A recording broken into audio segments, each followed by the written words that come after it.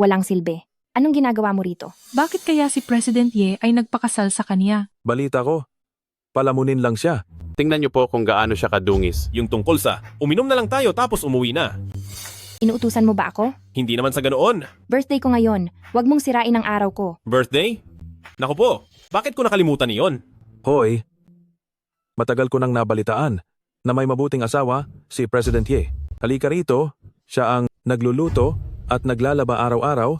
Ipakilala mo naman siya sa aming lahat. President Lee. President Ye, halika rito at maupo ka.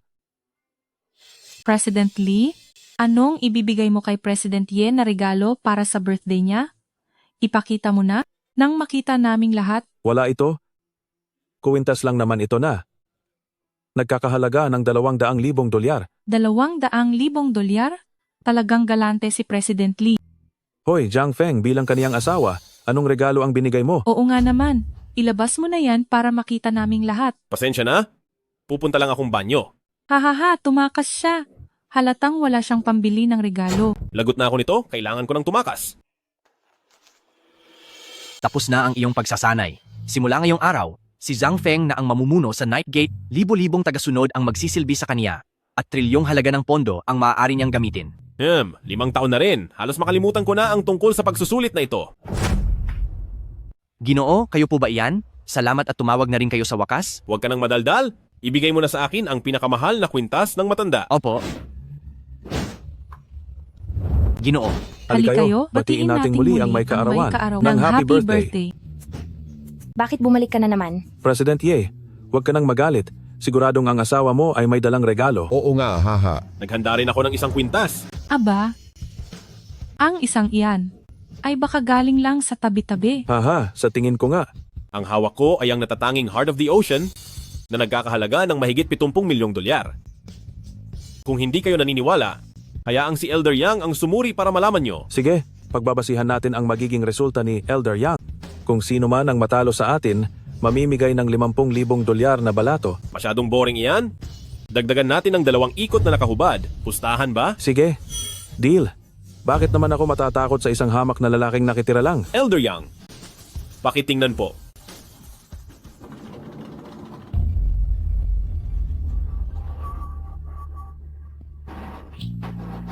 Ito ay... Totoo nga ito. Matanda, baka naman namamalikmata ka lang. Liyang, ayusin mo ang pananalita mo. Kilalang eksperto sa mga hiyas si Elder Yang. Napaka-respetado niya. Ang pusta natin, pwede na bang ipatupad? Hubad na, takbo na. Iyong kwintas. Nakuha ko iyan dahil sa isang pagkakataon. Sino iyan? Ako ito. Xiao Xuan, bumalik ka na rin sa wakas. Bakit ka nandito? Wala ka na namang pera? Xiao Xuan, pahiramin mo ulit ako ng $5 milyong. Kung hindi, ang mga taong iyon ay hindi ako papatahimikin. $5 milyong. Lumapit ka na naman sa mga pating sa patubuan. Tulungan mo na ako. Sa susunod, babayaran din kita. Yay, Haiming. Inareglo mo ba itong pamilyang ito? Noong pinalayas ka ni Lolo sa bahay, sa pilitang nakipagdiborsyo si Mama sa iyo, pati kung paano nawala si Lolo, nakalimutan mo na ba ang lahat? Alam ko ang pagkakamali ko. Bigyan mo pa ako ng isang huling pagkakataon, nakikiusap ang tatay mo. Wala na akong magagawa. Sa pagkakataong ito, humanap ka na lang ng sariling paraan. Xiao Xuan, huwag mo naman akong pabayaang mamatay na lang. Zhang Feng, itong kwintas na ito, pwede bang ibenta? Hindi rin maayos ang takbo ng kumpanya ngayon. Huwag mong ibenta ang kwintas. Ako na ang gagawa ng paraan sa pondo. Isa ka lang na manugang na nakikitira. Anong magagawa mo? Bukas, malalaman nyo. Zhang Feng, gumising ka, nawawala si Papa. Ano? Sa buong bahay, naghanap na ako sa lahat ng dako, pero hindi man lang niya dinala ang cellphone niya. Huwag ka munang mag-alala sa ganitong oras. Baka lumabas lang siya para mamili ng pagkain. Mamili ng pagkain? Oo. Baka nga.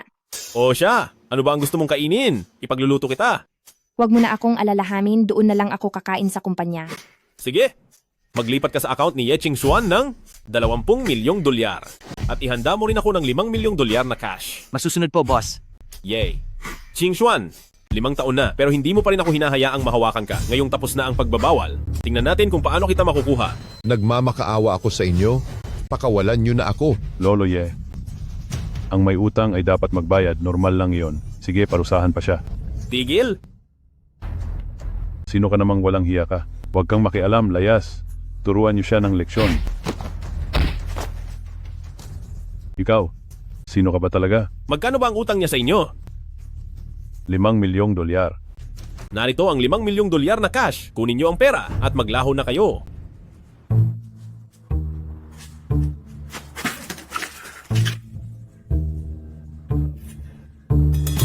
Tara, alis na tayo. Ang perang ito. Sinabi ko na sa iyo, ako ang gagawa ng paraan sa pera. President Ye. President Ye? Anong nangyari? Ligtas na tayo. Ligtas na ang kumpanya natin. May pumasok lang sa account nating 20 milyong dolyar. 20 milyong dolyar? Sino ang nag-invest? Galing ito sa cross-border transfer. At wala na kaming mahanap pang ibang impormasyon. Cross-border? Gagawa ako ng paraan para sa pondo.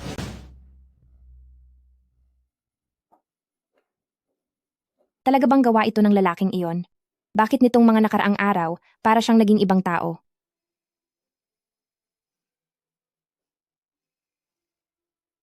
Mahal, nahanap ko na si Papa. Pag out mo sa tanghali, umuwi ka agad.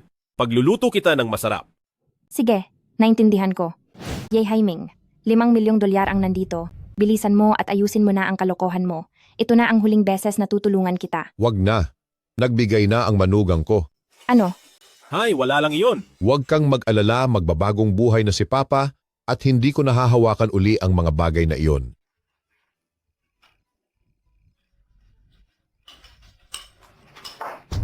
Ano? Kasali rin si Pamilya Su sa bidding na ito? Pupunta na ako riyan. Pakiimbestigahan anong background ni Pamilya Su. At sa kumpanya ni Mrs. sa kasalukuyan, mayroon bang anumang kontrahan sa interes? Opo, Ginoo. Zhang Feng, aalis na ako. Salamat sa araw na ito. Kapag nasa labas ka, ingatan mo ang sarili mo at huwag ka nang magsugal uli. Nasa tabi ko lang si Xiao Shuan, kaya huwag kang mag-alala. Sige. Sige po.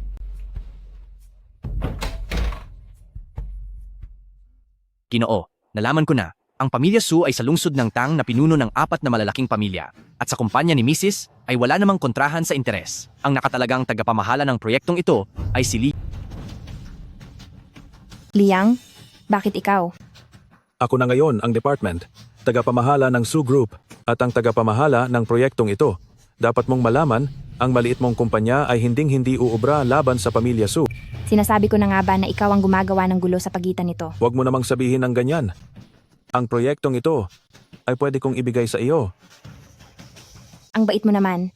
Anong kapalit ang gusto mo? Matalinong babae, gusto kita. Sa totoo lang, simple lang ito. Basta't mapasaya mo ako gamit ang iyong katawan. Walang hiya ka. Hindi ko alam kung ano ang nagustuhan mo sa walang kwentang asawa na yon na umaasa lang sa iyo. Ngayong araw, ipapakita ko sa iyo kung ano ang tunay na lalaki. Tigil! Hoy, ang kamay mo? Aray, aray, aray. Pinahiya na kita noon? Hindi ka pa rin ba natututo? Mukhang masyado yatang mababa ang parusa sa iyo. Zhang Feng, ang lakas ng loob, mong saktan ako. Dahil sa pambabastos mo sa asawa ko, talagang parurusahan kita. Maghanda ka sa akin. Maghihintay ako, titingnan ko lang kung ano pa ang pakulo mo. Liang, santi ka na sa trabaho. Hindi, sandali lang. May nawalan na ng trabaho. Zhang Feng, huwag kang masyadong kampante. Halika sa taas at maupo muna. Hindi ka pa. Nakapunta rito sa kumpanya ko. Feel at home lang.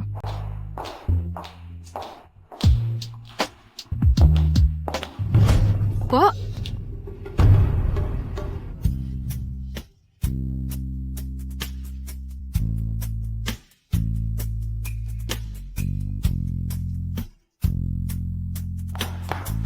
Yeah. Pasensya na po, President Ye. President Tang, kami ni Kalawang Yang Master Su ay magkaibigan. Hindi mo ako basta-basta pwedeng paalisin sa trabaho. Joke lang yon. Niloko ko lang ang isang matandang kaibigan. Kinabahan ako doon. Akala ko ay totoo na akong aalisin. Pero sinasabi ko sa iyo, huwag mong balak ng galawin ng babaeng si Ye Ching Xuan. Malakas ang kapit niya. Si Ye Ching Xuan? Ang walang hiyang babaeng iyon, ang galing niyang magpanggap, hindi ko akalaing may tagapagtanggol pala siya. Sige, hindi ko gagalawin si Ye Qingxuan, pero ibang tao na lang. Ayos lang ba iyon? Bahala ka sa gusto mo. Ayos. Ayos ka lang ba? Ayos lang. Nga pala, may lakad ako mamayang gabi. Kakain lang naman kami sa labas. May transaksyon ang kumpanya kay Yushun Real Estate. At kapag hindi natuloy iyon, ang negosyo dito ay maaring mawala sa amin. Wala namang problema iyon. Mamayang gabi, sumama ka sa akin. Ha? Mula ngayon ay sa kumpanya ka na magtatrabaho. Ako? Bilang pinuno ng Nightgate, gagawin mo lang akong hamak na empleyado? Ano ka ba? Kailangan mong magsimula mula sa ibaba. Kahit alam ng lahat na ikaw ang aking asawa. Gayunpaman, dapat mong patunayan sa pamamagitan ng sariling kakayahan na hindi ka lamang isang taong umaasa lang sa pera ko. Sige na nga. Ay naku, sa wakas ay nandito ka na, President Ye. President ni, May kasama ka pa talagang bodyguard? hindi ko siya bodyguard. Isa akong empleyado ni President Ye. Ako si Zhang Feng. Pumunta ka sa labas. Huwag kang humarang sa paningin ko.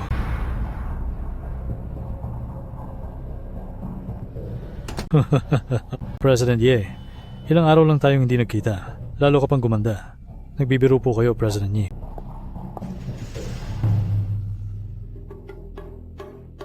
Tungkol sa iniutos ko sa iyo, kamusta na ang takbo? Nakapagpadala na po kami ng 3 grupo ng mga tauhan sa lungsod ng Tang at ang iba pang mga tauhan ay darating din agad. Bilisan niyo ang pagkilos. Pumili ka ng mahusay lumaban para mag-apply bilang security sa kumpanya ng aking asawa upang mabantayan siya ng malapitan. Masusunod po, Ginoo? President Ye, tikman mo ito. Ito ay galing sa aking matagal nang itinagong pinaka-espesyal na tsaa.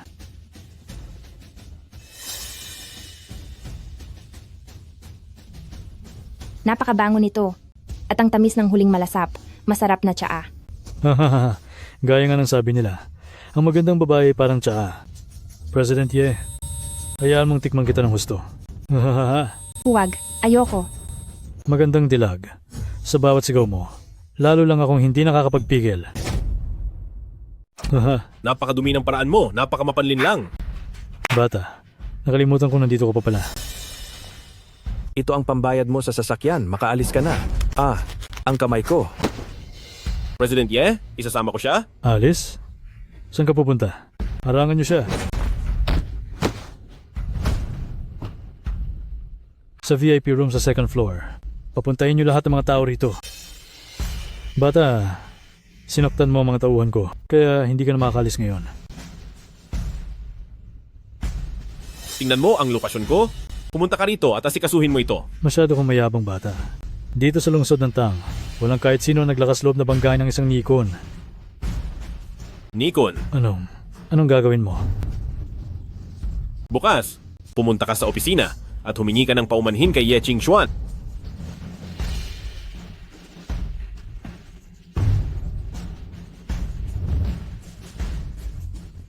Kayong dalawang walang kwenta. Bilisan niyo at habulin niyo ang batang yun para sa akin. Nikon, naghahanap ka ba ng gulo? Elders Way, bakit po kayo nandito? Nikon, ang sampal na ito ay dahil sa ating magandang pagsasama para paalalahanan ka na may kinalaban kang taong hindi dapat kinalalaban. Taong hindi dapat kinalalaban? May isa pa akong paalala sa iyo. Bukas ng umaga, pumunta ka agad kay Ye Qingxuan para humingi ng tawad. Kung hindi, kahit ako ay hindi ka matutulungan. Ang init. Sandali, may problema sa gamot. Tataas ang enerhiya, babagsak ang daloy, ni Ye Kun. Napakasama mo talaga. Ye Qingxuan, ha? Ye Qingxuan. Alam mo ba ang nakalalasong gamot na ito? Ang hirap nitong gawin at paunti na ng paunti ang meron ako.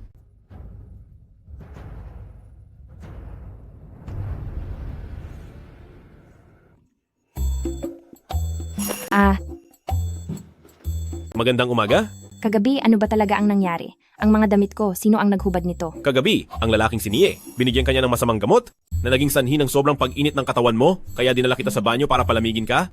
Pagkatapos, hinihiga na kita sa kama. Ikaw, hinubad mo ang mga damit ko? Oo naman. Paano mo nagawa ito sa akin? Ang dangal ko.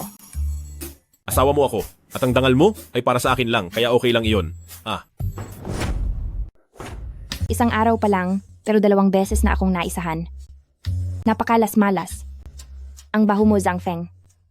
Tingnan na lang natin. Maaga o huli, mabubunyag ko rin lahat ng sikreto mo. Ay, President Ye. Tingnan niyo po ng mabilis. Bihira itong mangyari, haha. Ano ang nangyari? Tingnan niyo po roon. Ang mukha niya ay namagana parang tinapay. Mukhang may sumapak sa kanya, haha. Hindi ba si President Ni iyon? Mayroon pa siyang nakasabit na karatula sa leeg. President Ye, may nagawa akong pagkakamali. Taos-puso po akong humihingi ng tawad. Diyos ko, nawawala na ba siya sa sarili? Bakit siya humihingi ng tawad sa inyo? May pakaratula pa. Kulang pa iyan. Zhang, Mr. Zhang, maaari po bang magtanong? Bumalik na ba si President Ye? Ako ay narito para humingi ng tawad.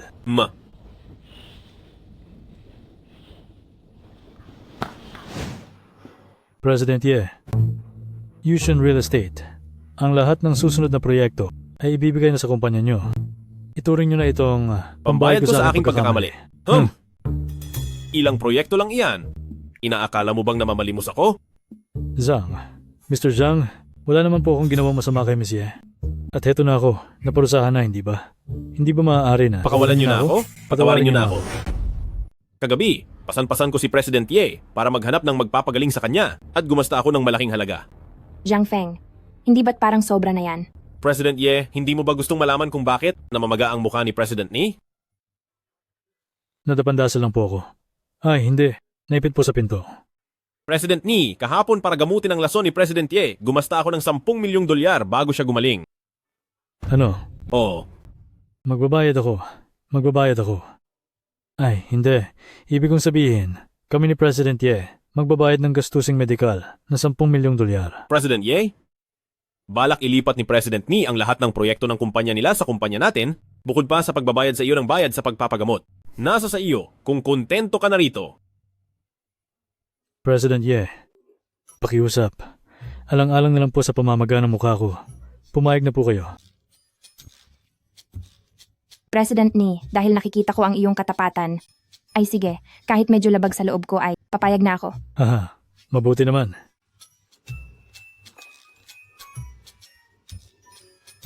Ipadala ang 10 milyong dolyar sa kumpanya ni Ye Xuan. Ngayon din, bilisan nyo. President Ye, nakatanggap ang kumpanya ng 10 milyong dolyar. Zhang Feng, may itatanong lang ako sa iyo. Sige, magtanong ka lang. Kagabi, ano ba talaga ang nangyari? Bakit si Nikun ay biglang lumapit at binigyan ako ng napakalaking danyos? Kagabi, hinatid kita pa uwi, pagkatapos ay pinaliguan kita. Ang tinutukoy ko ay noong kagabi, doon sa VIP room sa second floor ng hotel. Ano ba talaga ang nangyari doon? Pinarusahan ko si Niekun? Ano? Kung ganoon, bakit siya humingi ng tawad sa akin at binigyan pa ako ng napakaraming pera? Ay naku, hindi ba't nawalan ka ng malay kahapon? Tapos ay sinundo kita, ayaw pumayag ni Nikon, at pagkatapos ay may matandang dumating. Ganoon lang kasimple iyon. Ganoon lang iyon. Ganoon lang. Ba talaga kasimple? Pasok. Anong nangyari? Bakit hindi ka na makapagsalita? President Ye, kailangan po ninyong suriin ang kontratang ito. Hindi ko na muna kayo iistorbohin, mauuna na po ako. Huwag kang sumobra. Nasa kumpanya tayo. Sige, susunod ako sa iyo. Kapag nandito sa kumpanya, walang mali siya. Binigyan. Kita ng posisyon dito. Oh, anong posisyon yan? Supervisor ng logistics. Logistics supervisor? Makakaasa kang matatapos ko ang trabahong iyan. Mula ngayon dito sa opisina, huwag kang patsansing-chansing sa akin. Kapag nakita tayo ng mga katrabaho ko, masisira ang reputasyon ko. Opo. Kung sa bahay na lang, pwede na siguro, di ba? Ma, kailan pa po kayo nakauwi? Parang ang sarap ng pagsasama ninyong dalawa, ah. Ma, sa pagbalik ninyong ito, gaano po kayo katagal dito? Pagkatapos kong umattend ng isang subasta, babalik na rin ako agad sa Amerika. Ganoon po ba? Xiaoshuan, pinapayuhan kita? Mas mabuti pang makipaghiwalay ka na agad? Bakit mo ipipilit ang sarili mo? Sa isang bulok na kahoy, sasama ka lang sa pagkalugmok niya. Ma, bakit po kayo nagsasalita ng ganyan? Asawa ko si Zhang Feng, hindi niya kailangang kumita ng pera dahil ako ang kumikita para sa amin. Ang kailangan ko lang ay ibigay niya sa akin ang isang masayang tahanan. Para sa akin, sapat na iyon. Xiaoshuan, ginagawa ko ito para sa ikabubuti ng kinabukasan mo. Ang lahat ng sinabi ko, sana ay pag-isipan mong mabuti. Iyan din po ang mga sinabi niyo, 5 taon na ang nakakalipas. 5 taon na. Ginagawa ni Jiang Feng sa bahay ang lahat ng walang reklamo. Wala akong dahilan para iwan siya. At isa pa, naniniwala ako na siya na ang pinakaperpektong asawa. Matutupad ang kagustuhan mo. Brother Hu, tulungan mo akong may tapatang tao, madali nating mapag-uusapan ng presyo. Brother Hu, nalaman ko na. Nakatira sa itaas ang lalaking iyon at isa siyang hamak na asawang lalaki na nakikitira lang. Kaya pala isa lang siyang lalaking pambahay lang. Sinasabi ko sa inyo, pagpasok natin mamaya, dapat ay maging mabilis ang inyong bawat kilos. Opo, boss.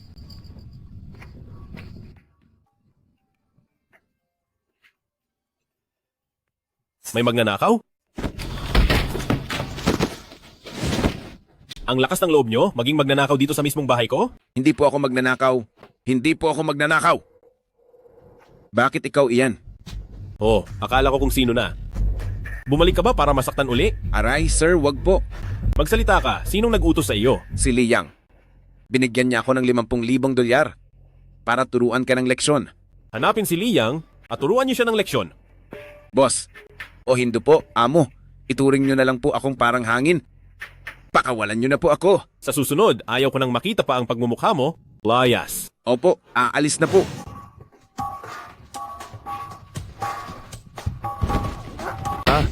Sino iyan? Amo, maawa po kayo sa buhay ko. Mahal ko, ang kasamaan. Ay hayaan mong ako na lang ang pumasan ng lahat. Handa na ang almusal.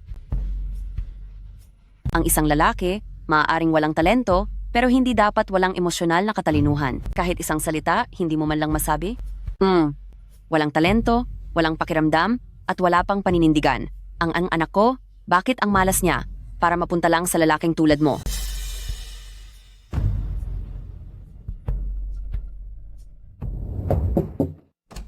Gising na, 7:30 na. Mayroon akong appointment mamayang gabi. Nitong nakaraang araw, tinanggap ng kumpanya ang pamamahala sa isang beauty pageant. May ibang kumpanya na nakikipag-agawan din. Kailangan nating maging maingat. Susunod ako sa lahat ng utos mo, Mrs. Bilang asawa ng pinuno ng Dark Knight, palagi kang nakikipag-ugnayan at sumasama sa ibang mga lalaki. Bilang isang Ginoo, nakakababa naman ng tingin. Ginoo, nakaka-excite po. Ako pala ang kauna-unahang nakapag-add sa inyo sa WeChat. Cute boy talaga ang pangalan? Ang sagwa naman, pakinggan.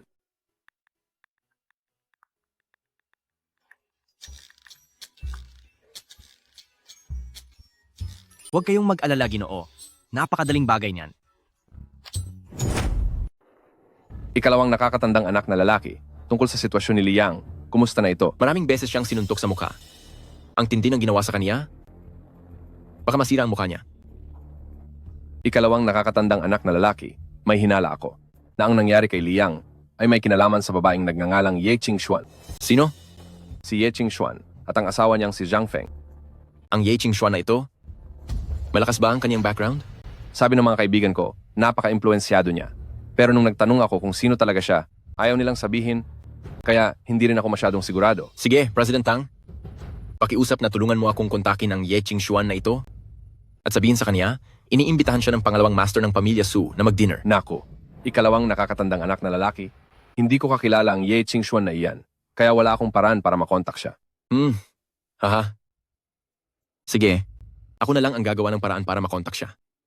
Kung gayon, ikalawang nakakatandang anak na lalaki, may aasikasuhin pa sa kumpanya, mauuna na po ako. Sa gulong ito, ayaw ko nang makisawsaw pa. May gana kang galawin ang mga tao ni Suziyu. Pagsisihan mo ang ginawa mo at hindi kita palalampasin.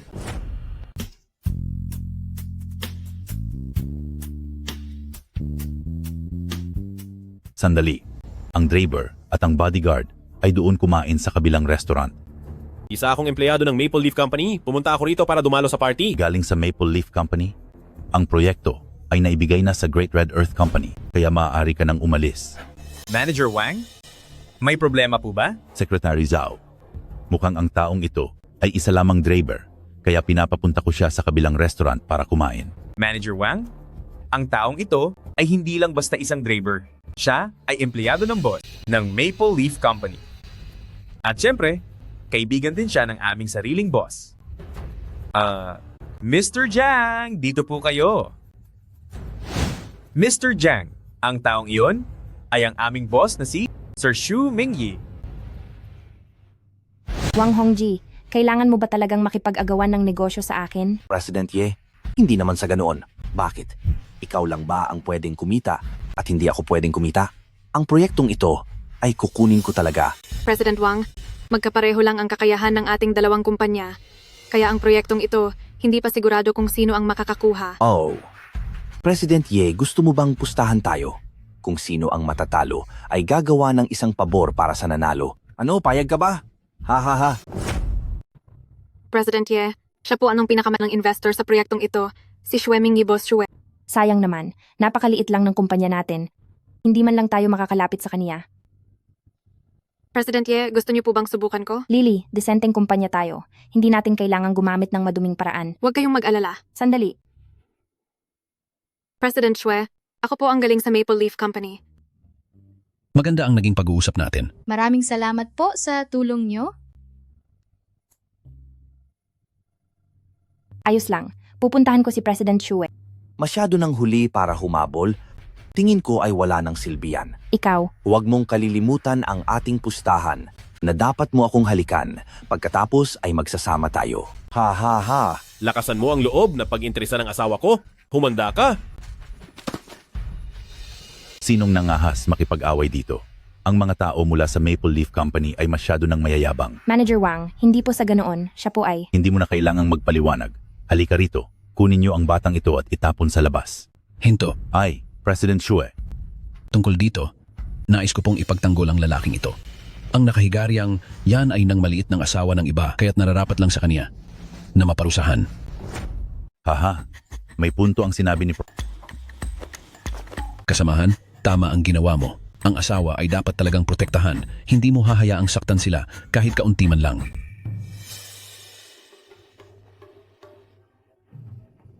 Sa susunod, hindi mo pwedeng basta nalang gamitin ang iyong mga kamay. Kung wala si Boss Xue dito ngayon, tiyak na mapapasama ka. Depende sa sitwasyon. Kung may magtatangka uling manakit sa iyo sa susunod, paniguradong hindi ako magiging malumanay sa kanila. Dapat siguro sisihin ang iyong taglay na kagandahan. Napakabulero mo talaga. President Ye, yung pagkakataon kanina na napakaganda. Bakit hindi ka nagsabi kay President Xue? Pag-usapan natin ang seryosong bagay. Mukhang si Boss Xue ay gusto ka. Bakit hindi ka makipag-usap sa kanya? Kasi, May higit 30 tao sa kumpanya na kailangang kumain. Babawi na lang ako sa iyo sa ibang araw. sige po, susubukan ko. Kakampi kami. Mismong kasamahan niyo po. Inatasan ako ni President Ding na kunin ang kontrol sa laban. Kung kasamahan ka pala, hindi ko na kailangang magsalita pa ng marami. Kumpirmahin mo na agad ito. Opo, masusunod po.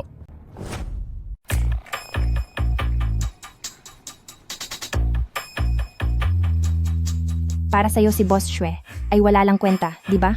Masyado lang yata akong nag-iisip. Pasensya na. Walang anuman iyon. Binabati kita, Monsieur. Ang karapatan sa pag-oorganisa ng kompetisyon ay ibibigay na sa Maple Leaf Company nyo. Ano? Salamat po, Boss Xue. Huwag kang magpasalamat sa akin. Kung magpapasalamat ka, magpasalamat ka sa asawa mo. Iyong lalaking iyon, tapusin siya.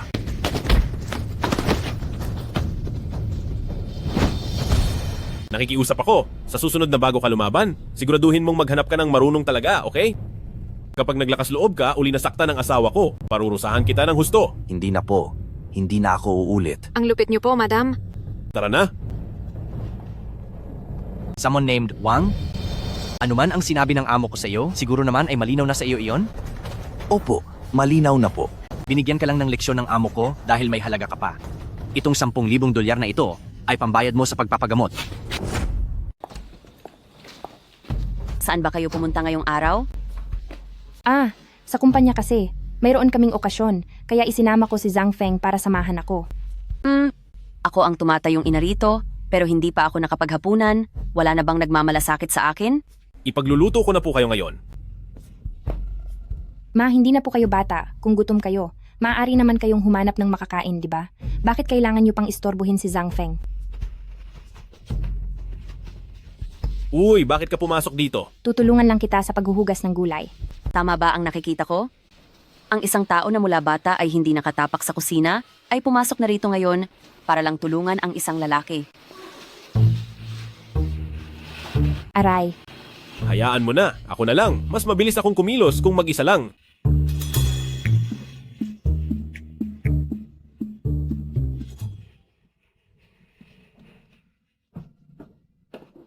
Doon ka matulog sa kabilang kwarto, hiwalay kay Xiao Xuan. naku naman ma. Pasensya na at pinarusahan kitang matulog sa kwarto ng kasambahay. Huwag ka nang magalit. Pwede ka na bang bumalik sa kwarto natin? Sige ba? Sa sahig ka matutulog. Huwag kang aakyat ng kama. Pati ba naman ang kumot ay hindi mo ibibigay sa akin? Ang kasunduan nating dalawa ay kailangang masunod pa rin. Isang peking kasal, kaya huwag na huwag mo akong hahawakan. Pang itaas na kumot lang ito. Paano naman ang hihigaan ko? Ang kalahati ang gamitin mong sapin. Ang kalahati ay pangkumot. Nakuha mo? Paano ka naman? Matutulog ako sa kama. Gagamitin ko ang sapin sa kama bilang kumot. Sige, matulog na tayo.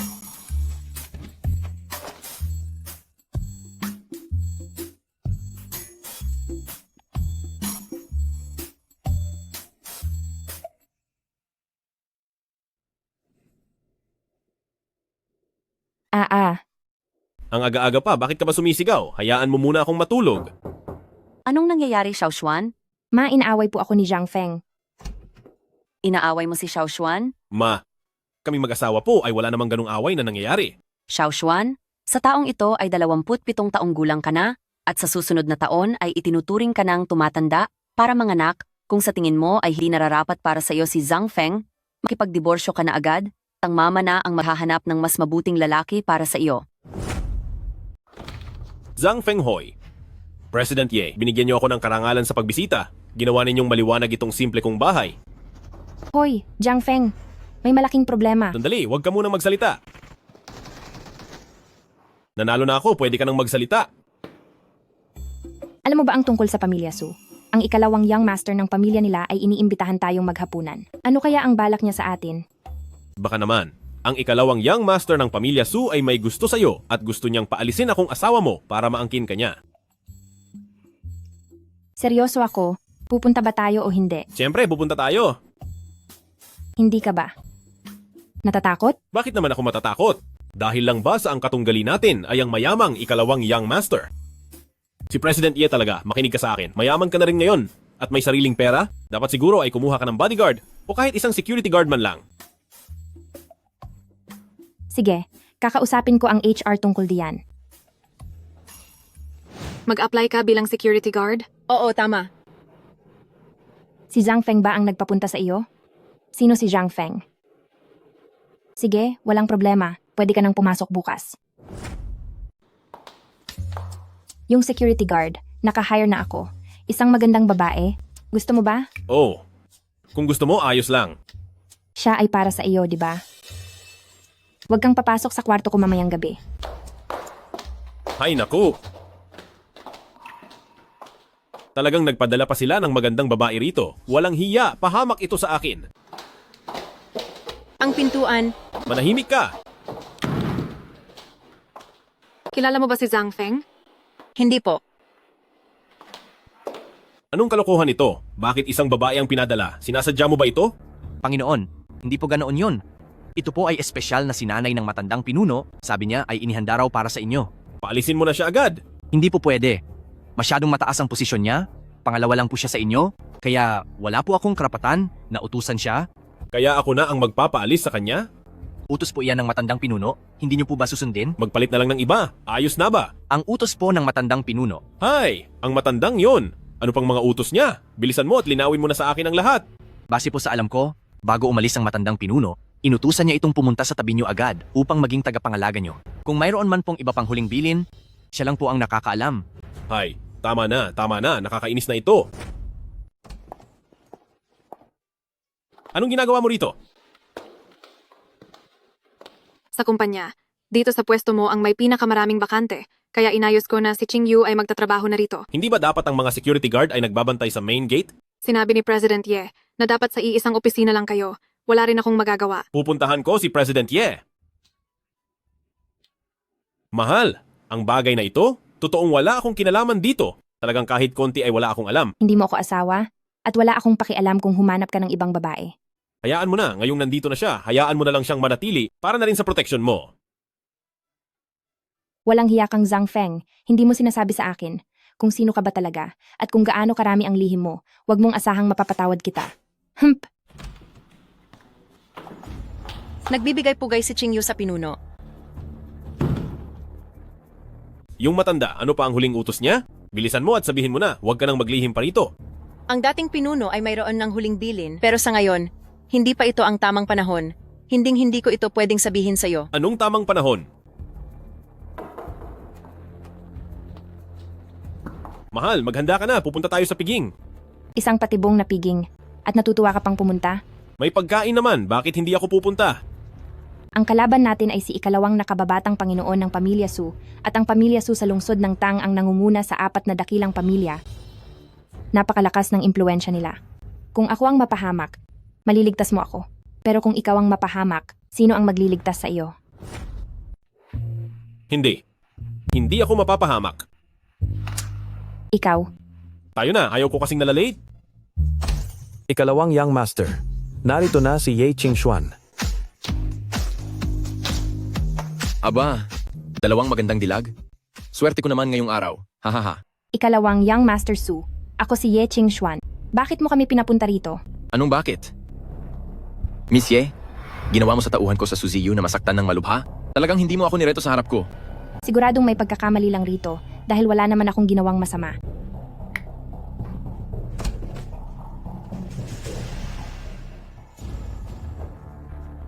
Liang? Ye Qingxuan, talagang kumuha ka pa ng taong mananakit sa akin? Walang hiyang babae ka. Napakasama mo. Ikalawang Young Master Su, siguradong may malaking pagkakamali rito para isipin ni Liang na ako ang may gawa nito. Pakiusap, imbestigahan niyo muna po ito ng maayos. Investigasyon? Kapag sinabi kong si Pamilya Su ang may kasalanan, siya na ang may gawa, hindi na kailangan ng investigasyon. Huwag kang mag-alala. Nandito ako. Walang magtatangkang saktan ka. Ikalawang Young Master, ang taong ito, may napakatindi siyang aura-ura. Akala ko ba, lilibre nyo kaming kumain? Ilabas nyo na ang pagkain. Sige. Hoy, ilabas na ang pagkain. Miss Ye, naghanda kami ngayon ng isang espesyal na putahe. Kapag naubos mo ito, ang nangyari kay Liang, ay kakalimutan ko na. Paano kung hindi ko kainin? Kung hindi mo kakainin o hindi mo mauubos, huwag mo nang asahang makakalabas ka ng pintong ito. Nga pala. Kung babayaran mo na lang ang mga nagastos sa ospital ni Liang, mura lang naman. Mga $100 milyong lang. Anong say mo? Pumili ka. Hindi ko kailangan pumili, tumatawad ako. Ikaw. Akala mo ba kaya mong magdesisyon para kay Miss Ye? Asawa niya ako at kaya kong magsalita para sa kanya. Ikaw pala si Zhang Feng, hindi ba? Isang lalaking palamunin lang. Siya nga iyon. Ha ha ha. Ako nga. Naiintindihan ko na. Nakasal ka kay Ye Qingxuan bilang asawa. Dahil lang pala sa galing mong mambola. Ha ha ha. Dahil ayaw ninyong pumili, ako na ang pipili para sa inyo. Sugurin sila. Sige, ipakita nyo sa akin ang galing nyo. Huwag kayong magpaawa.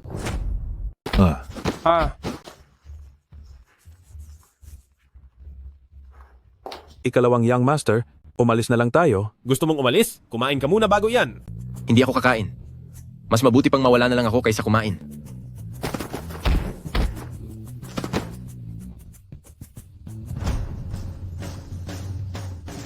Isa akong Pamilya Su. Kay Lolo ikalawang Young Master. Ako ang pinakapaboritong apo ni Lolo. Hindi ako kakain. Hindi ako kakain. Zhang Feng, si Qingyu. Swerte mo na. Ginamit mo lang ang perang pambayad sa security guard para kumuha ng isang super bodyguard. Hindi ka ba dapat matuwa? Swerte? Inapi niya si Suziyu ng ganito. Tiyak na ang Pamilya Su ay hinding-hindi ito papalampasin. Wala ka naman sigurong balak sibakin si Qingyu para lang isisi sa kanya ang lahat. Kahit anong mangyari, hinding-hindi ko ipapahamak ang sarili kong empleyado. Ako ang mananagot dito. Ang bait talaga ng asawa ko. Bilid talaga ako sa'yo. President Ye, nawalan ng malay si Suziyu. Uwi na tayo.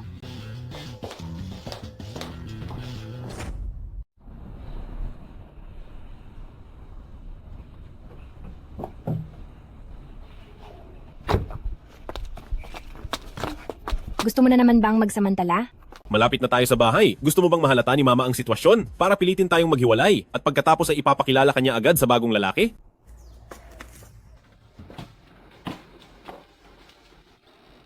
Magluluto na ako. Oh, mahal kong asawa. Alam kong napagod ka. Huwag ka na pong mag-abala sa kusina. Hehe. Doktor, kamusta na po ang lagay ni Young Master? Ang kondisyon ni Young Master ay maayos naman. Tapos na ang paglilinis ng kanyang sikmura at wala na siyang panganib. Sa aspetong psikolohikal lamang, malamang sa mga susunod na araw, hindi muna siya makakakain ng kahit ano. Uncle Long, kailangan mo akong tulungang pagbayarin sila. Sina Zhang Feng, Ye Qingxuan, at ang babaeng bodyguard na iyon. Uncle Long, kailangan mong gumawa ng paraan para mawala ang galit ko. Huwag po kayong mag-alala, Young Master. Magpapadala agad ako ng tao para imbestigahan ang tungkol kay Ye Qingxuan. Kapag nalinaw na ang lahat, ay agad kitang gagantihan para sa kanila. Xiao Xuan, ang subasta ay mamayang hapon na. Sumama ka sa akin. Ipakikilala kita sa ilang mga kaibigan ko. Ipakikilala sa kaibigan o ipakikilala sa magiging nobyo? Gusto mo lang talagang paghiwalayin kami ni Zhang Feng, hindi ba? Sinasabi ko sa'yo, kami ni Zhang Feng ay napakasarap ng pagsasama, kaya hindi mo na kailangang makialam. Xiao Xuan, ginagawa ko lang ito para sa ikabubuti mo. Ang mga kaibigang ito ay mga kasosyo sa negosyo na malaki ang maitutulong sa paglago ng kumpanya mo. Wala akong oras, hindi ako pupunta. Ngayong hapon, dapat kang sumama sa akin. Mrs., handa na ang pagkain. Baliw ka. Sa subasta mamayang hapon, sasama ka rin, kaya magsuot ka ng disenteng damit. Xiao Xuan, siya ang sinasabi ko sa iyong kaibigang si Zhong Liren. Liren, siya ang anak ko, si Ye Qingxuan. Kamusta ka, Miss Ye? Xiao Xuan, si Liren ay bata pa at matagumpay na. 30 taong gulang pa lang siya. Pero mayroon na siyang kumpanyang nakalista sa stock market at bilyon-bilyong dolyar ang halaga niya. Naku, auntie, sobra naman ang papuri nyo. Narinig ko na rin ang tungkol kay Miss Ye. Gamit ang sarili mong lakas, nagawa mong palaguin ang Maple Leaf Company ng napakaganda. Kinakakabilib ka. Mr. Zhang, hayaan mong ako na ang bahala rito. Para sa mga babaeng kasama ng asawa ko, ano mang gustuhin nilang bilhin ngayong araw, bilhin nyo ang lahat ng iyon. At para sa lalaking nasa kanang bahagi ng asawa ko, kahit ano pa ang gusto niyang bilhin, itaas nyo ang presyo, huwag kayong mag-alala sa pera. At ngayon para sa ikalawang item sa auction. Ang pinturang mayamang pamana, isa itong pambihirang obra. Ang panimulang presyo ay 5 milyong dolyar. Maaari na pong magbid? 5,200,000 dolyar. Nag-aalok ang ginang na ito ng 5,200,000 dolyar. 5,000,000 at 500,000. 5,000,000 at 500,000 dolyar. 8 milyong dolyar. Ang ginoong ito naman ay nagbid ng 8 milyong dolyar. Ma, gusto niyo po bang tulungan ko kayo? 10 milyong dolyar. Ang ginoong ito ay nag-alok ng 10 milyong dolyar. Auntie, kung gusto nyo po, iregalo ko na po ang painting na ito sa inyo.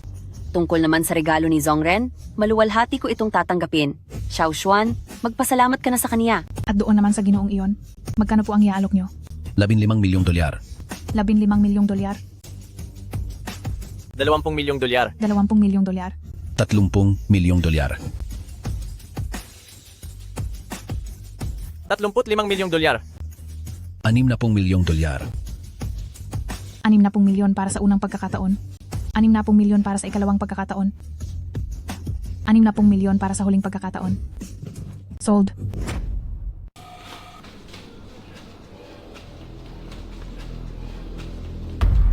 Ikaw ba si Xue Mingyi? Ano ang gagawin nyo? Ang gagawin? Parurusahan ka. Tigil. Hoy. Teka. Ikaw na naman. Tadhana nga naman, muli tayong nagtagpo. Boss. O hindi? Sir. Puntahan mo ang mga naghahanap ng gulo kay Xue Mingyi at bigyan sila ng matinding leksyon. May problema ba? Wala. Walang problema. Siguradong walang problema. Tara na, bilis. Ikaw na, Zong. Balahura ka, nalinlang mo ako. Brother Hu, pinakiusapan lang kitang disiplinahin ng isang tao. Paano kita nalinlang? Ang sampal na ito ay utos ni Zhang Feng. Sa susunod mag-ingat ka. Huwag kang gagawa ng ikapapahamak nating dalawa. Zhang Feng. Ma, wag na po kayong masyadong malungkot. Baka pwedeng puntahan natin si Boss Xue. Tiyak na ibibigay niya ang painting sa inyo. Xiao Xuan, sa presyong 60 milyong dolyar, hindi iyan kaya ng mama. Asawa ko. Saan ka ba nagpunta? Hinanap ako ni Boss Xue kanina. Sabi niya, ang painting na ito ay ibibigay na raw kay Mama. Ano? Talagang the source runs long. Ibinigay ito sa akin ni Boss Shu? Hindi ko rin po alam. Sabi lang ni Boss Shue, alam daw niyang magugustuhan niyo ito, kaya ibinigay na po niya sa inyo. 60 milyong dolyar ang presyo ng pagkakabili dito, tapos ibibigay lang basta-basta? 60 milyong dolyar lang po yan. Kahit dagdagan pa iyan ng 2 zero, hindi ko pa rin po iindahin iyan. Si Boss Shue kaya ay may masamang balak sa akin? Hahama, masyado naman po kayong nag-iisip. Talagang si Boss Shue ay kaibigan ko lang po nang malaman niya na biyanan ko po kayo. Agad niyang ibinigay sa inyo ang painting. Kaibigan lang? Tapos binigay na lang agad? Baka naman ang painting na ito ay ninakaw mo lang? Ma, ano po bang sinasabi niyo? Si Zhang Feng at si Boss Shue ay talagang may pinagsamahan at ang perang iyon para sa kanila ay wala lang yan. Zhang Feng, sa pagkakataong ito, tatanawin ko itong utang na loob sa iyo. Nakuha niyo na ang painting, kaya umalis na kayo? Huwag na kayong mangistorbo sa bahay ko.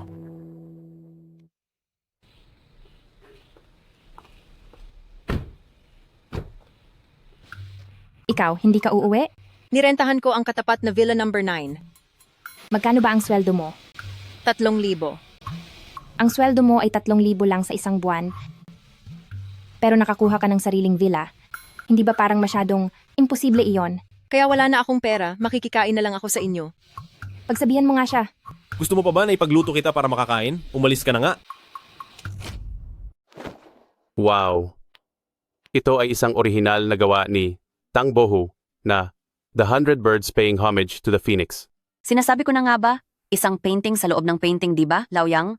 Magkano ang halaga ng painting na ito? Ang panimulang presyo ay hindi bababa sa 100 milyong dolyar. 100 milyong dolyar? Sister Kin, maaari ka nang umalis. Sandali, Laoyang. Anong ibig mong sabihin? Itong The 100 Birds Paying Homage to the Phoenix ay sa akin din. Oh, Sister Kin, huwag kang maggawa-gawa ng kwento dito. Nang pumunta ka rito kanina, maliwanag na isa lang na The source runs long ang dinala mo. Yang Tian, bakit ang kapal ng mukha mo? Ang The 100 Birds Paying Homage to the Phoenix na ito ay galing sa loob ng painting ng The Source Runs Long, kaya akin din ito? Akin ito? Kin, huwag kang maggulo. Nang walang basehan dito, umalis ka na. Ikaw, anong ginagawa mo? Huwag kang umaktong biktima rito. Tama na, huwag ka nang magalit. Pinaalis ko na si Seeking You. Imp.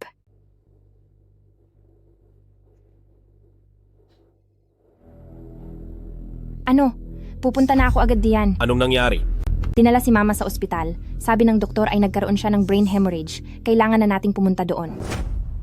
Doktor, ano na po ang lagay ng nanay ko? Nagkaroon siya ng brain hemorrhage. Hindi naman masyadong malala, pero hindi maganda ang posisyon nito. Kailangan niyang uminom ng gamot at manatili muna sa ospital. Sige po, naintindihan ko. Maraming salamat po, Doktor.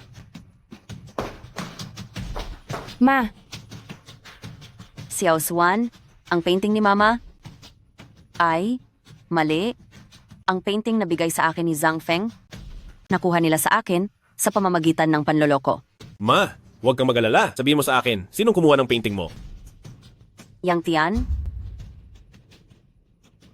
Ito ay isa sa orihinal na obra ni Tang Bohu. Wala kang hiya? Ang biyanan ko ay sobrang nagtiwala sa iyo.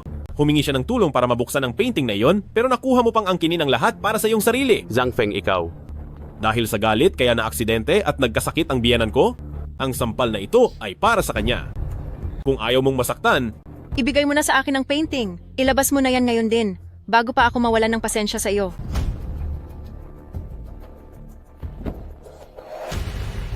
kung hindi ito ang orihinal ni Tang Bohu, babalik ako para rito. Zhang Feng, siguradong pagbabayarin kita. nandito ka na pala. Xiao Xuan, nakatulog ako. Nay, mayroon akong magandang balita sa inyo. Zhang Feng, yung painting nyo, nabawi na namin. Ano? Naku, Nay! Huwag po kayong masyadong ma-excite. Ang ugat sa utak nyo, kapag pumutok ulit yan, siguradong lagot ako at mapapagalitan ng husto ng doktor. Paano nyo? Nabawi ang painting? Simple lang. Binigyan ko lang ng leksyon si Yang Tian at ibinalik niya agad yung painting sa akin. Zhang Feng, maraming salamat ulit sa iyo. Uncle Long, nalaman mo na ba ang lahat? Ye Qingxuan, ang tanging apo ni Ye Wenzheng, ang nagmana ng mansyon na iniwan ni Ye Wenzheng at kasalukuyang nagpapatakbo ng isang maliit na kumpanya. Pero wala kaming mahanap na kahit anong kakaibang background tungkol sa kanya. Samantalang yung si Zhang Feng. 5 taon na ang nakakalipas nang pumasok siya sa pamilya ni Pamilyang Ye. Galing siya sa pamilya ng mga magsasaka. At ang iba pang detalye, wala na.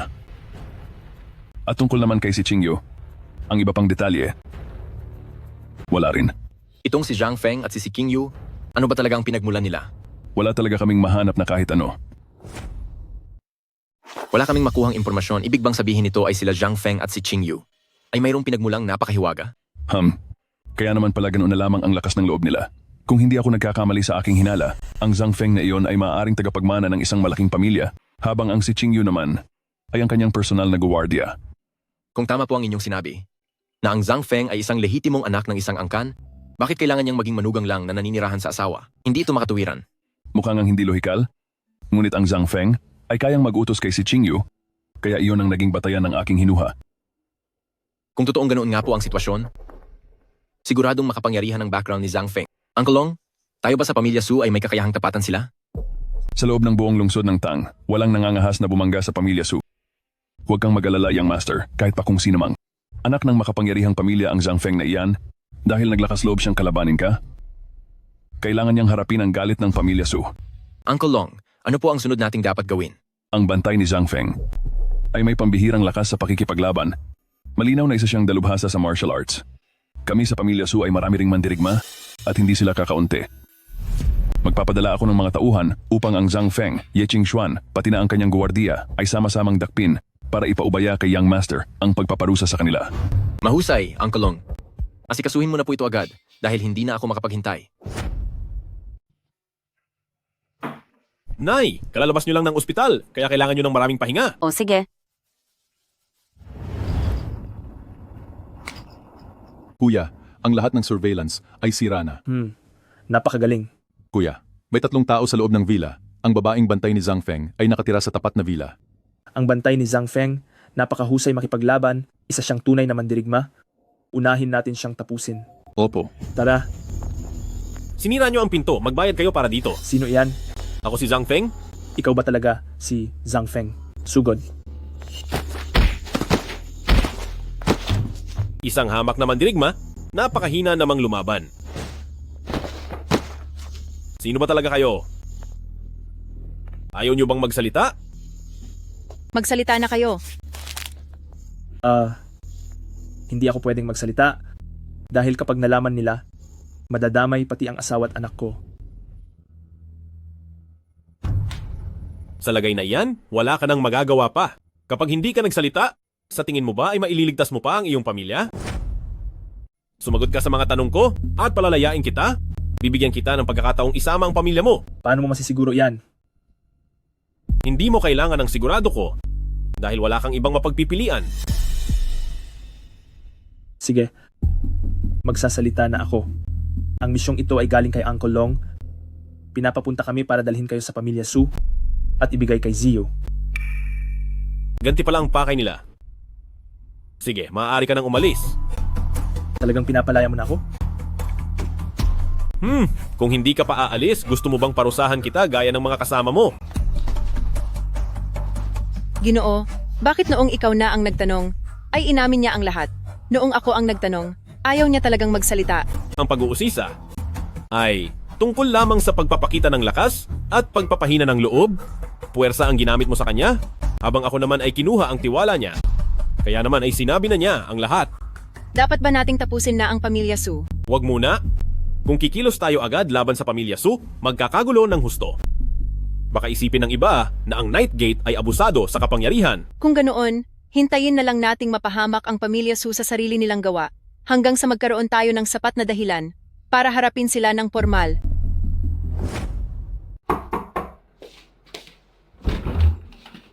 Kakain ka na naman ba dito? Isang tao lang naman ang dagdag, hindi naman iyan masama. Kaya magluto ka na ng almusal, kundi malalate na tayo. Ako, bilang ang kagalang-galang na pinuno ng Night Gate, ang amo. Tapos ako pa ang magluluto para sa isang tauhan. Kapag nalaman ito ng iba, hindi ba magiging katawa-tawa ako? Uncle Long, Hindi ba kagabi ka pa nagpadala ng mga tao para hulihin sila? Bakit hanggang ngayon ay wala pa ring balita? Sina Jia Ye ay mga eksperto sa pagkuha ng tao. Buong gabi na ang nakalipas, pero wala pa rin kahit anong balita. Baka may nangyaring masama. Uncle Long, ang pamilya ni Jia Ye, nawawala sila. Anong gagawin natin? Mga wala kayong silbi. Ano pa nga ba ang gagawin? Gawin ang nararapat ayon sa batas ng pamilya. Young Master, nabigo si na Jia Ye. Nabigo? Itong si Zhang Feng. Totoo kaya na anak siya ng isang makapangyarihang pamilya? Huwag kayong mag-alala, Young Master. Magpapadala pa ako ng panibagong grupo para hulihin silang lahat at kunin upang dalhin sa harapan nyo. Makakain na po. Ma? Ma? Ma? Kain na tayo! Zhang Feng, nawawala si Mama. I-loudspeaker mo at sumunod ka lang sa senyas ko. Miss Ye, kung gusto mong makitang ligas ang nanay mo, gamitin mo ang The 100 Birds Paying Homage to the Phoenix ng Tangbohu para makipagpalitan. Pumapayag ako. Pakiusap huwag ninyong saktan ang nanay ko. Huwag kang mag-alala. 3:00 ng hapon, dalhin mo ang gamit sa Yuehu, Golden Street. Tatawag ulit ako sa iyo pagdating mo roon. Anong gagawin natin? Ang Yuehu Golden Street ay isang mataong pasyalan. Maraming tao roon. Magtatago sila sa gitna ng karamihan, kaya mahirap silang mahanap. Kailangan magpakita ka ng mag-isa, pero magpapadala ako ng mga tauhan para protektahan ka ng palihim. Pang-Z, magpadala ng 10 magagaling na tauhan, protektahan ang ginang ng palihim. Opo, boss. Ibitay ang listening device sa katawan ng ginang. Masusunod po.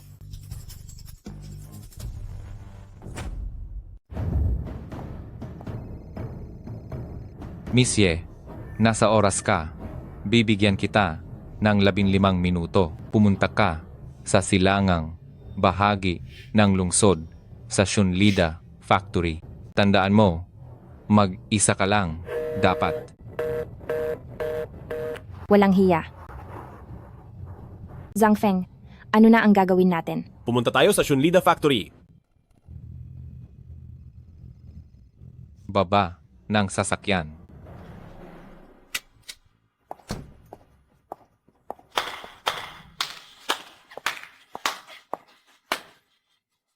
Miss Ye, napakalakas ng loob mo. Talagang nag-isa ka lang na pumunta rito. Xiao Xuan, Nay, nandito ako para iligtas ka.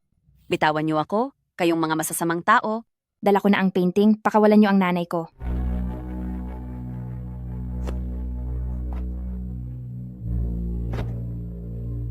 Ha. Miss Ye, nandito tayo sa liblib na lugar. At dahil isa ka lang mahinang babae, sumama ka na lang sa amin at magsaya. Aalagaan ka namin. Hindi ba mga pare? Chen-Hu, bakit ikaw na naman? Bakit nandito ka, boss? Boss, pagbigyan mo na ako sa pagkakataong ito. Pangako, ako, aalis na ako agad sa lungsod ng Tang. Si Yang Tian ba ang nag-utos? Opo.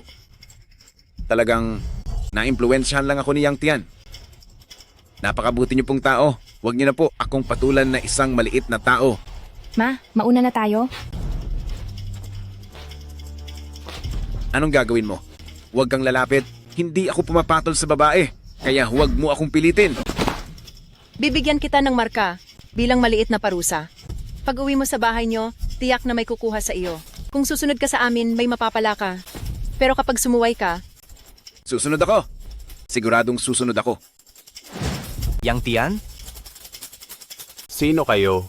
ang nangyari kay Chin Hongyi, ikaw ang nagplano, di ba? Paano? Paano nyo nalaman yan? Sasabihin ko na sa iyo, si Chin Hongyi ay ang biyena ng aming pinuno. Ano?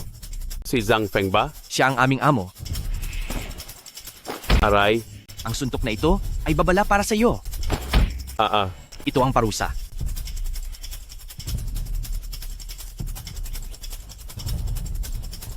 Kung alam ko lang na ganito katindi ang mga paraan ni Zhang Feng, hinding-hindi ko susubukang nakawin ang painting na yon. Arg, Ikaw si Chen Hu, di ba? Ang amo ko. Sa tingin niya ay may pakinabang ka pa, kaya naman hinayaan kanyang mabuhay. Alam mo ba kung ano ang plano naming ipaubaya sa iyo? Makapangyarihan po kayong lahat. Habang ako naman po ay hamak na standby lang. Ang ipapagawa niyo po. Siguro ay gusto niyo na maging espiya niyo ako? Hahaha. Bata, bigla kitang nagustuhan. Nagbibiro po kayo, sir. Binibiro niyo lang po ako. Heto ang isang bank card. May laman itong 50,000 dolyar. Isipin mo na lang na ito ay pabuya sa iyo. Sa susunod, kapag nagtatrabaho ka na para sa amin, lahat ng premyo ay ililipat namin sa card na ito. Hahaha. Ngayon, heto ang una mong misyon. Ikalat mo ang balita na tinangka ni Yang Tian na agawin ang orihinal na sining ni Tang Bohu mula sa kamay ni Chin Hongyi, pati na rin ang balitang napagbayaran siya ng kanyang mga kalaban. Dahil dito. Maliwanag po. Masusunod po. Boss, may nahanap na po kami. Magsalita ka. Ye Qingxuan ay nagpakasal 5 taon na ang nakakalipas. At ang lalaking si Zhang Feng ang asawa niya. Nasa bahay lang siya palagi, walang trabaho. Isang house husband lang siya. House husband. Opo. Ang isang walang kwentang lalaki ay hindi nararapat na makasama si Ye Qingxuan magkasama? Humanap ka ng tao at tapusin siya. Masusunod po. Xiao Xuan, babalik na si Mama sa Amerika, kayo ni Zhang Feng. Magpakabuti kayo sa pagsasama nyo. Opo. Zhang Feng, alagaan mong mabuti si Xiao Xuan. Huwag po kayong mag-alala, ma. Sige na, hindi ko nahahabaan pa. Magte-take off na ang eroplano ko, bumalik na kayo. Ma, pagdating nyo doon, tumawag po kayo. Alam ko na, sige na, bumalik na kayo. Halika na, bumalik na rin tayo.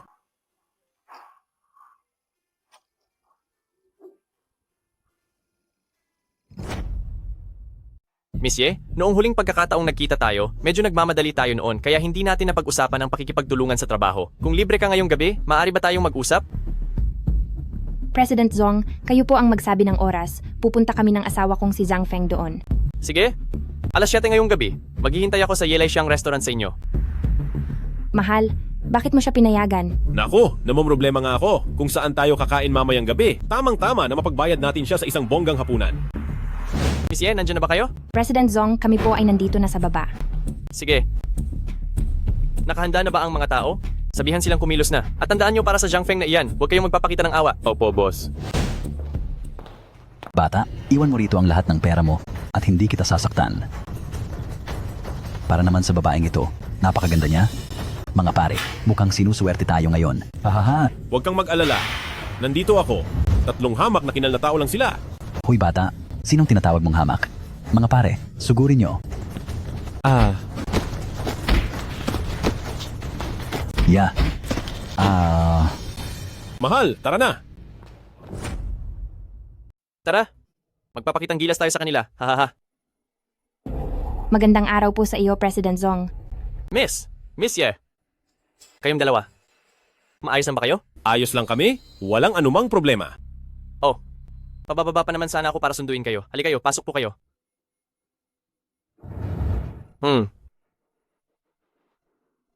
Miss Ye. Sabaw ng buntot ng buwaya, wild yellow croaker na isda, premium black and white caviar, isang 82 na Lafite wine, meron ba kayo? Wala po. Pero meron po kaming 76, $150,000 bawat bote. Kumuha ka ng 2 bote. Tara na. Miss Ye, kumusta ang kita ng kumpanya nyo? Maayos naman, kumikita ng mahigit $1,000,000 kada taon. Hahaha, 1 milyon lang. Sobrang liit naman yan. Miss Ye, bakit hindi ka na lang lumipat sa kumpanya ko? Magsimula ka bilang assistant ko, bibigyan kita ng sweldong $5 milyong sa loob ng 1 taon. Miss Ye, pag-isipan niyo po muna ito. Ano ang masasabi mo? Ang kumpanya ko ay isang sikat at malaking kumpanya rin. President Zong, pasensya na po kung nabigo ko kayo. Sige, pag-usapan na lang natin yan sa susunod. Nandito ako ngayon dahil meron akong regalo para sa iyo. Ayan, isang tunay na jade na hiyas. Ito ay binili ko sa halagang $2 milyong para sa iyo, Miss Ye. Miss Ye, hindi mo ba ito nagustuhan? Napakaganda ng kuwintas. President Zong, ibigay nyo na lang po iyan sa iba. Miss Ye, Alam kong mahal na mahal mo ang asawa mo. Pero ang gusto ko lang sabihin, isa kang kahangahangang babae. Sasayangin mo lang ang kabataan mo sa isang walang kwentang tao. Hindi ba parang lugi ka? Wala kang hiyang hayop ka. Akala mo ba talaga dahil may kaunti kang pera ay pwede mo nang landiin ang asawa ng iba? Akala mo ba ay madali mo lang akong maapi? Mayaman talaga ako. At di hamak na mas nakakataas sa'yo kaysa sa isang palamunin na gaya mo ng 1,000 beses o 10,000 beses pa. President Zong, alam niyo po ba kung ano ang bagay na ito? Ang Ocean's Heart? Tama kayo. Nagkakahalaga ito sa merkado ng mahigit 10 milyong dolyar. Ibinigay ito ng asawa kong si Zhang Feng sa akin. Sasabihin ko sa iyo ang totoo? Nung nakaraang auction, ako ang nag-utos sa iba na bilhin iyan. Walang silbi. Anong klaseng trabaho ito? Inutusan kitang i-check ang impormasyon ni Zhang Feng tapos sasabihin mo sa akin na isa siyang house husband? Meron bang house husband na kung gumasta ay umaabot ng 10 milyong dolyar? Boss, yung impormasyon po ni Zhang Feng ay napakaunti kumpara po sa ordinaryong mga house husband. Talaga pong wala itong pinagkaiba. Sinong mag-aakala na mayaman pala siya? Kalokohan. Mayaman? Tingin mo ba ay dahil mayaman lang siya? Boss, yung sasakyan ni Ye Qingxuan. Yung sasakyan ni Ye Qingxuan? Anong nangyari doon? Sa inyo pong pangalawang plano ay pigilan si Ye Qingxuan at pagkatapos gamitin ang pampasabog ni Kuya Scorpion para sunugin ang sasakyan ni Ye Qingxuan at para kay Zhang Feng. Bilis, tawagan mo na si Kuya Scorpion. Hanapin ang sasakyan ni Ye Qingxuan at alisin ang pampasabog. Hello? Ang numerong tinatawagan ay hindi maabot sa ngayon. Lumabas ka at hanapin iyan. Opo. Walang hiya. Naglakas loob kang saktan ako. Ngayong araw, pagbabayarin kita. Hinto. Mahal, ayos ka lang ba? Ako. Ayos lang ako.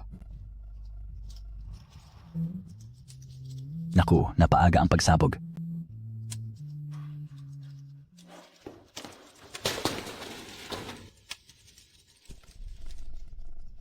Buti na lang at walang nangyaring masama. Tara na. Alamin niyo kung sino ang may gawa nito? Kung ano ang ginawa nila, ay siyang gagawin natin sa kanila. Masusunod po, boss. Sino kayo? Anong gagawin niyo sa akin? Kuya Scorpion, Xie Dabao. Paano niyo nalaman iyon? Xie Dabao? Ngayon, kung ano ang itatanong ko sa iyo, sasagutin mo lang ako. Kapag nagtago ka, o tumangging sumagot, alam mo na ang mangyayari sa iyo. Nanggaling ka ba sa isang foreign legion? Ang paraan mo ng paggawa ng mga pampasabog ay eksaktong kagaya ng sa kanila? Ako. Hindi ako nanggaling sa Foreign Legion. Ang nagturo sa akin na gumawa ng mga pampasabog ay ang kaibigan ko mula pagkabata, nasa ibang bansa siya. Mukhang nagsasabi ka naman ng totoo. Ang unang tanong ko, lusot ka na. Para sa pangalawang tanong, sino ang nag-utos sa iyo na lagyan ang sasakyan ni Ye Qingxuan ng pampasabog? Si Zong Liren iyon. Siya ang nagplano sa amin na pumunta sa parkingan sa baba para harangan si Zhang Feng. Nang mabigo kami, sinunod lang namin ang pangalawang plano ni Zong Liren. Parusahan niyo siya. Ginoo, may nalaman na kami. Ang utak sa likod nito ay si Zong Liren. Gusto niyo po bang magdala ako ng mga tao para tapusin siya para makapaghiganti kayo? Ang pagpuksa kay Zong Liren ay hindi magiging magandang epekto. Sa kumpanya na lang niya tayo kumilos para labanan ng isang kumpanya sa stock market. Medyo mahirap yon. Sa partikular na gagawin, ikaw ang mamahala. Kung hindi mo kaya, maghahanap ako ng ibang gagawa. Huwag po kayong mag-alala, Ginoo. Sisiguraduhin ko po na mabubulag sa hirap si Zong Liren. Ay, ang pagiging Ginoo ay hindi kasing saya ng pakikipaglandian sa asawa ko.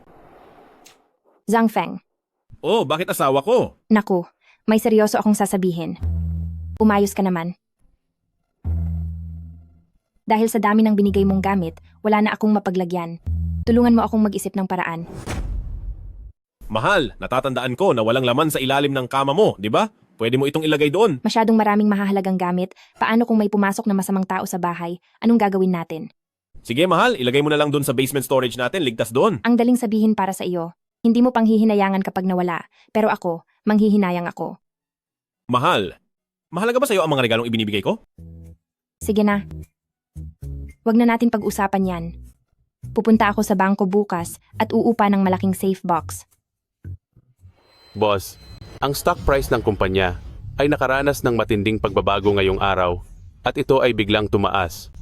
Tumaas? Mabuting balita yan. Pero po, ngayong umaga, iisa lang ang pundasyon na bumibili ng mga share ng kumpanya natin. Iisang kumpanya lang? Opo. Ang pangalan ng kumpanya ay Yefeng Holdings. Imbestigahan nyo kung ano ba talaga ang pinagmulan ng kumpanyang ito. Ayon sa impormasyon na mahahanap sa internet, ang Yefeng Holdings ay isang investment company na sakop ang venture capital, financial investments, at holding investments at iba pa. Makikita sa internet na ang legal person ay ang siya ring chairman at maliban doon, wala na kaming ibang makitang impormasyon. Kung ito ay pakana ng isang financial firm para paglaruan ng merkado, itataas muna nila ang halaga ng stock at saka ibebenta sa mataas na presyo para bumili ang ibang investor upang kumita sila. Sa paraang ito, kawawa ang mga investor, pero wala itong gaanong epekto sa ating kumpanya. Total sa 100 milyong shares, 40% lang naman ang hawak ng kumpanya. Kung gayon, ano ba ang pakay ng Yefeng Holdings? Ito ba ay para lamang kumita sa pamamagitan ng ingay? Manood muna tayo. Hindi ito yung estilo na itataas ang presyo ng stock para dahan-dahang. Magbenta pagkatapos. Boss, kailangan ba naming magbenta ng mga stock para mapababa ang presyo nito? Sige, magbenta kayo. Unahin ng 5 milyong dolyar para subukan ang reaksyon nila. Naunahan na naman tayo ng Yefeng Holdings. Ano? Walang hiya, pinupuntirya nila ako. Ang halagang 100 milyong dolyar. Sa paningin ko, ay walang-wala pa iyan. Anong problema? Ginoo, inutusan niyo akong harapin si Zong Liren at puntiryahin ang mga stock ng kumpanya niya, tapos ko na po ito. Ngayon sa 100 milyong outstanding shares ng kumpanya niya, 80% ay nasa kamay ko na po. Sa loob ng 2 araw, 80 milyong stocks lang ang nakuha mo mula sa kanila? Sa tingin ko, mabagal ang trabaho mo. Ginoo, hindi po sa hindi ako nagpupursige. Talagang napakaliit lang ng kumpanya ni Zong Liren. Ang 100 milyong shares ay 40% na ng kabuuan ng kanyang kumpanya. At sa ngayon ay hawak ko na po ang 32% nito. Sige, magpatuloy ka. Kunin mong lahat ng lumilibot na stocks nila. Mag-report ka uli sa akin kapag tapos na yon.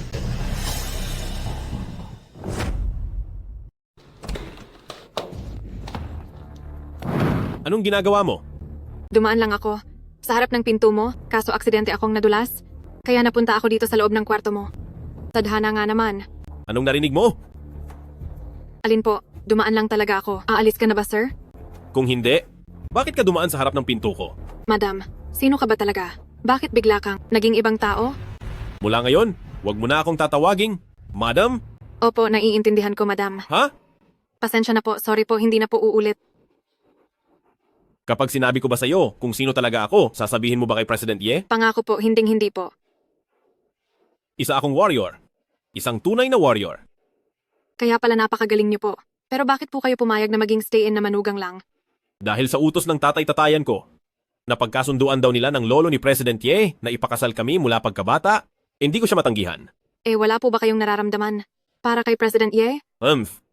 Siya ang asawa ko at hanggat hindi niya ako iniiwan, ibibigay ko sa kanya ang pinakamakinang na kinabukasan. Kaya sino ka ba talaga? At paano mo mabibigyan si President Ye ng ganoong buhay? Dahil ako ang tunay na sinaunang sekta na pinuno ng Nightgate, libo-libong mga disipulo ang naglilingkod sa akin at bilyong dolyar na yaman ang kontrolado ko. Ako ay ang hari ng kadiliman. Hari? Ang hari na nakatira sa asawa? Kayong mga lalaki talaga, wala kayong sinasabing totoo, hinding-hindi ako maniniwalang. Isa kang hari. Hay! Ano? Umakyat na naman ang limitasyon ng stock? Ano ang binabalak nila? President Zong, may nadiskubre akong problema. Binili halos lahat ng kabilang panig. Ang lahat ng stocks na umiikot, humigit kumulang 9 milyon at 700,000 shares, kakaunting investor na lang, ang may hawak ng ating stock. Titingnan ko. Ano ito?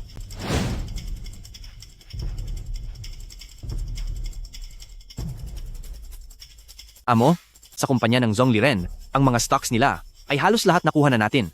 Tayo na ngayon ang sa Zong Liren kumpanya na pinakamalaking stockholder. Magpatuloy ka. Tanggalin niyo ang Zong Liren mula sa kumpanya at tapos na ang iyong misyon. Kung ititira man ang kumpanya o ipapatakbo sa ating mga tao, ikaw na ang magdesisyon. Amo, sa tingin ko ay kailangan ninyong pumunta ng personal upang gawin ang huling hakbang. Pagkatapos ng lahat, dahil bago lang po kayo sa inyong pwesto, kailangan nyo pong magpakitang gilas upang makita ng mga matatanda sa loob ng sekta dahil baka sila ay magsalita ng masama laban sa inyo. Magpadala kayo ng sasakyan para sunduin ako. Opo.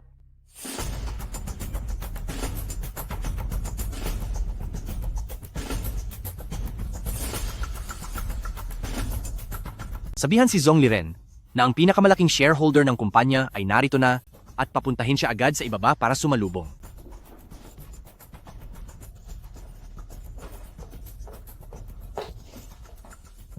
Zhong Liren, siya ang boss ko. Kilala mo ba siya? Ang taong bumili ng mga stock ng kumpanya mo ay walang iba kundi ang boss ko. Ngayon, hawak na niya ang 51% ng equity ng kumpanya, kaya siya na ang pinakamalaking shareholder dito.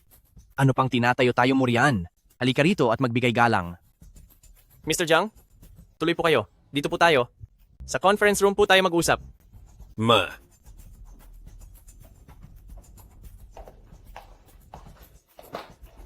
Mr. Jiang, alam ko pong naging mali ang mga nagawa ko noong mga nakaraang araw.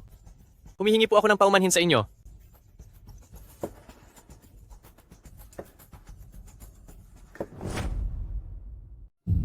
Mr. Jiang, plano kong bilhin muli ang mga shares na hawak ninyo.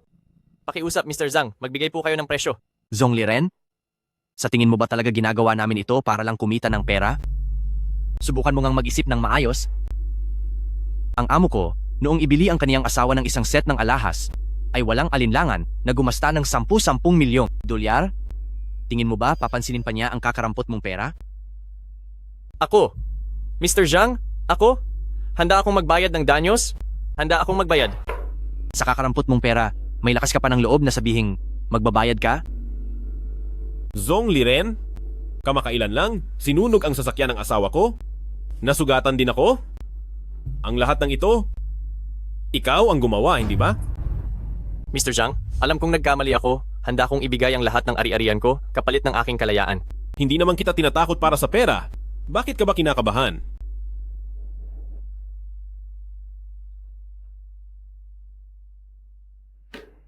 Ngayon, bibigyan kita ng 2 pagpipilian.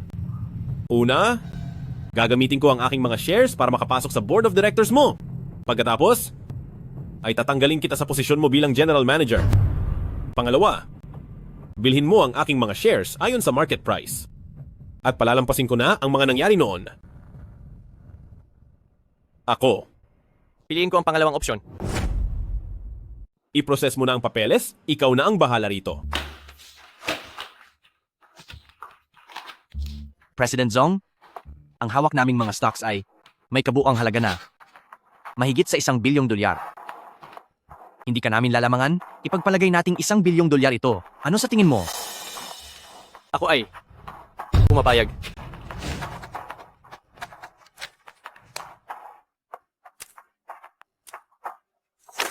Boss, ayos na po.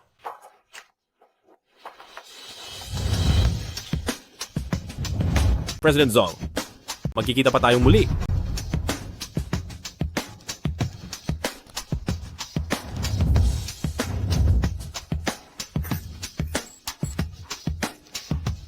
Sino ba talaga ang binangga ko? Anong klaseng kapangyarihan ito? Kahit anong pilit ni Zhong Liren ay hindi niya maintindihan kung sino ba talaga ang binangga niya. Para sa kanya, kahit ang 4 na malalaking pamilya ay may malaking respeto sa kanya. Pero si Zhang Feng, na isang lalaking nakitira lang sa pamilya ng asawa, ay napabagsak ang kanyang kumpanya sa loob lang ng 3 araw. Sa katunayan, wala ring makakaakala na ang isang tao mula sa sinaunang martial arts sect, ang pinuno ng Nightgate, ay nagtiis na maging hamak na manugang sa loob ng 5 taon. Sa 5 taon, tunay na nagbago si Zhang Feng. Sa kanyang pagbabalik, siguradong magkakagulo. Lahat ng puwersa ay magtitipon-tipon sa lungsod ng Tang. Ang lungsod na ito ay magkakaroon ng malaking pagbabago.